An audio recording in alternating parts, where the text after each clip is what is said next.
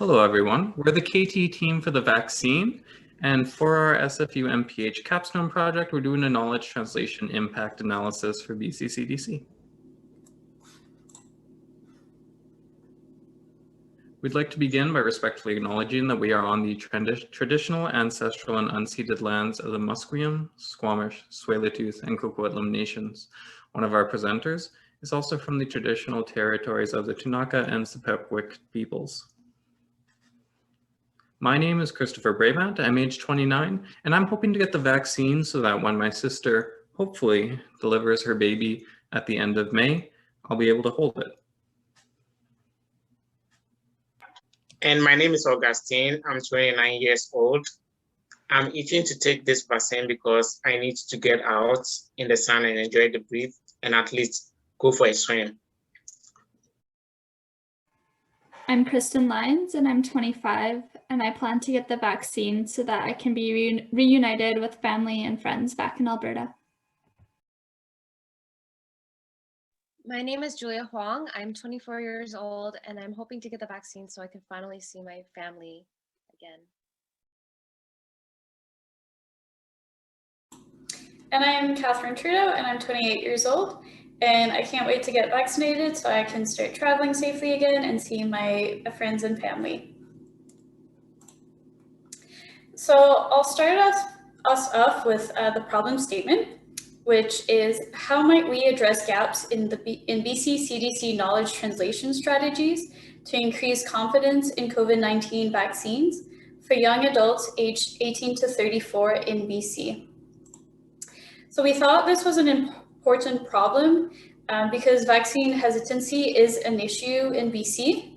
In fact, 16% of young adults aged 18 to 34 have said that they do not want to get vaccinated, and 11% are still unsure. So communication must be tailored to all the demographics, including this young adult demographic. And right now, that's not being done efficiently. And because vaccine information is continuously changing, we have to keep up to date and come up with new strategies. So to address this problem, we chose to use the equity-centered design, which is an 8-step problem-solving design. And although it is depicted linearly here, it is in fact quite iterative, and we have gone through each phases multiple times to come up with our prototypes and our final product. So the first step is the notice phase, and this is where we look at who we are and what our assumptions and biases are. So although we are all young adults aged 24 to 29, we do know that we don't represent the whole demographics. We are also all public health professionals. We all want the vaccine, we all speak English, we trust the science, and we are all abled. And that does bring in its own biases into our problem-solving work. And that's something that we have to be aware of throughout each of the stages. In the empathy stage, we work to understand the design user's needs for our proposed solution. And in doing this, we created several personas for the general public in our age range. One of the personas is Nolan with the following characteristics. She is 24 years old and is a single mother of a young child, and she lives at home with her parents in a small town in BC. Nolan does not have a healthcare background and is an essential service worker interacting with people every day.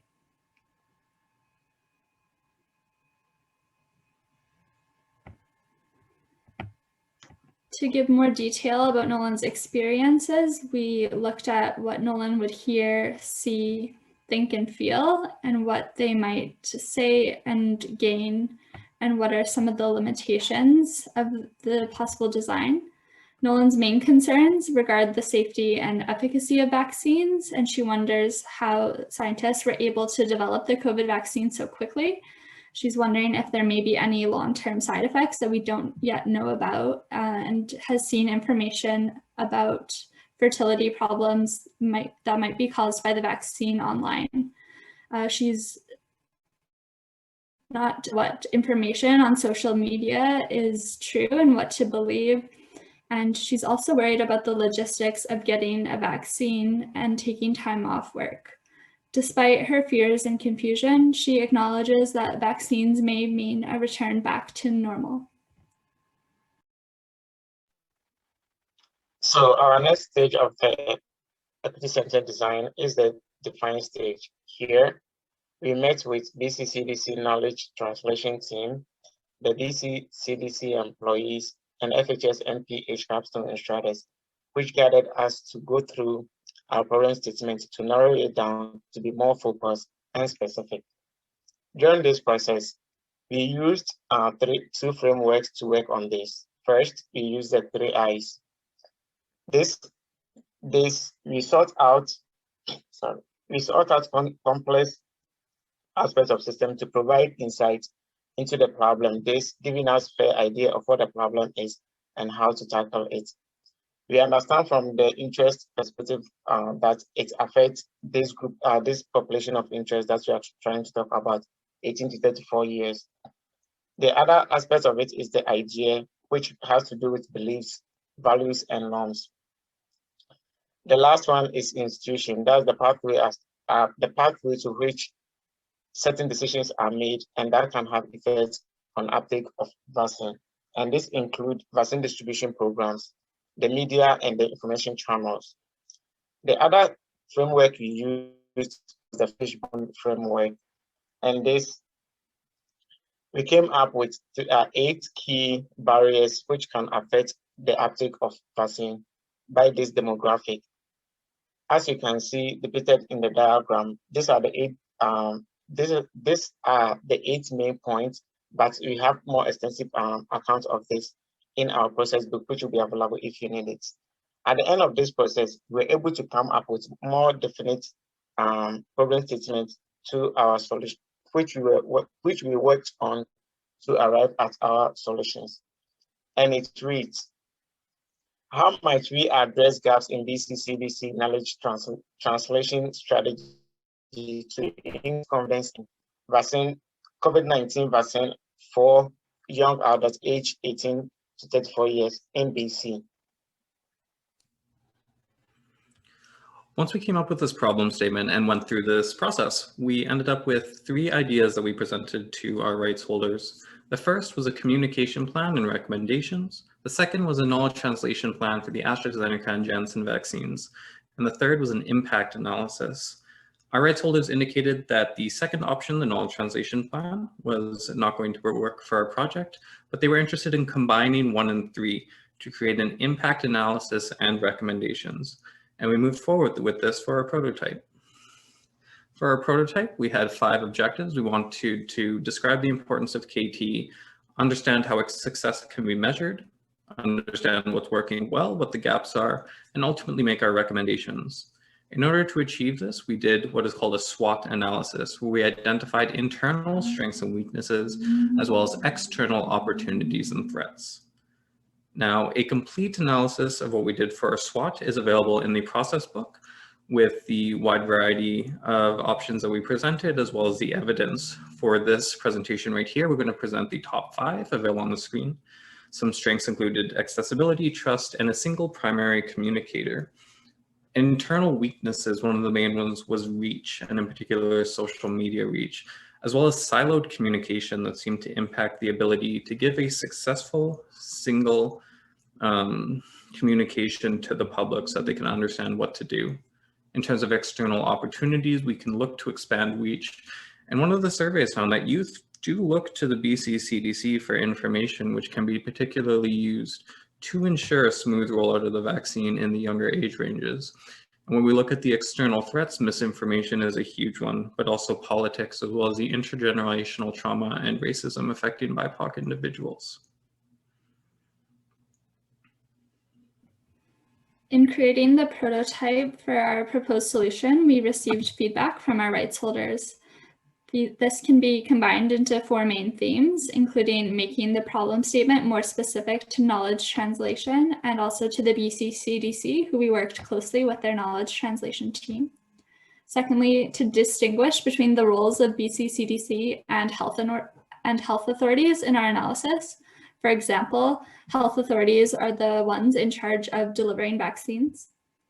Thirdly, to include our identities and experience as data and evidence in our analysis and use what we have seen and our social media platforms. And lastly, to include examples of knowledge translation for millennials and/or for Gen Z. Next, we developed recommendations based on our analysis. One of our recommendations was to expand digital reach through the use of different social media channels. Relatedly, we recommend to use communication partnerships, such as with regional health authorities. We also recommend that messages be tailored to younger demographics, and also that an equity lens is used in messaging and communications about vaccines. So following the feedback that we have received, we created 3 TikToks that were tested among millennials, zillennials, and the Gen Z population aged 17 to 34.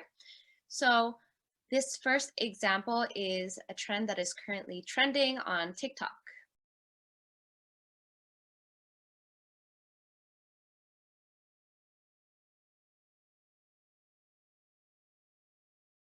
Found is very popular among millennials.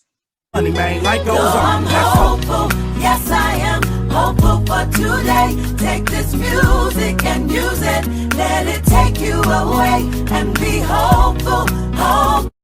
And the third trend, we really want to reach out to Gen Z. So this one is where our Gen Z viewers and rights holders who gave us opinions of this video comes into play, ensuring that this is humorous for those who are in the Gen Z generation.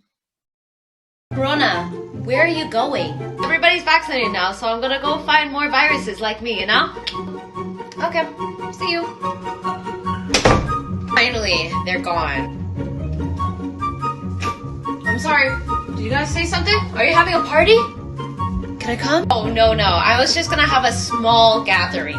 Just because I'm leaving doesn't mean that you won't get sick by my cousin, the variant.